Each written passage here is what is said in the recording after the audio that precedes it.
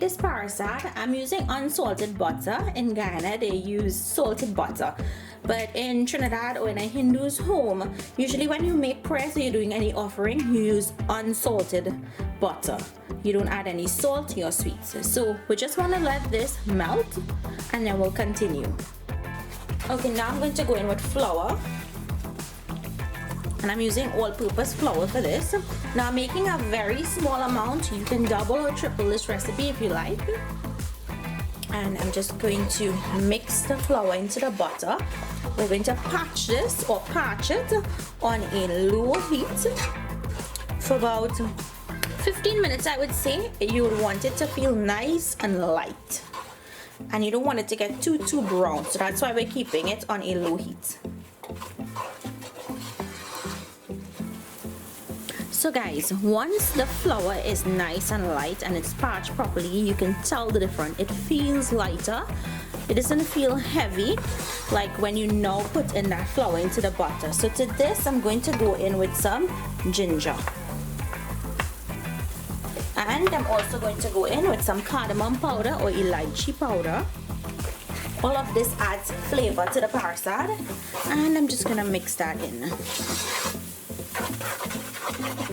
So guys, I know we're going to be adding some orange soft drink, which is sweet, but I'm just going to add a little bit of sugar to the flour just to help sweeten it a little bit, because that soft drink is not going to be enough to sweeten the flour.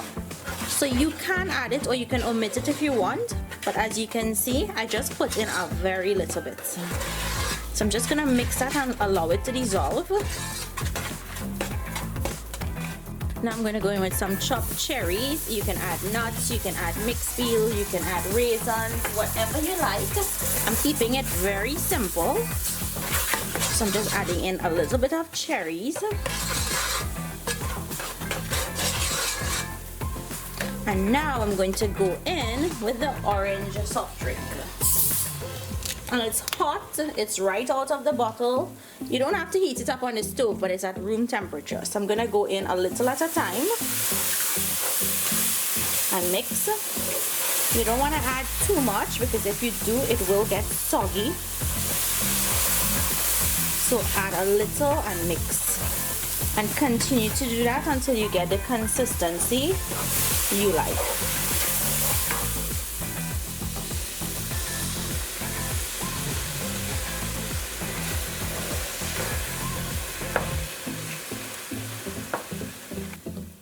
This looks perfect. This consistency is just perfect for me. I don't want it to get too soft.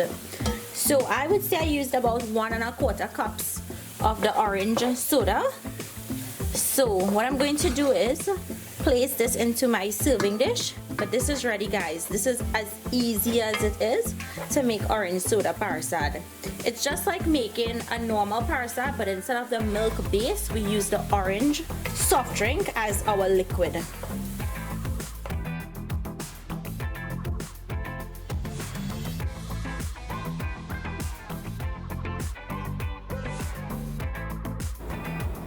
So guys, I hope you all enjoyed today's recipe for this orange soda parsad.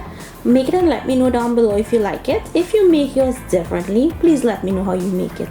Thank you so much for watching, and I'll see you guys in my next video. Bye.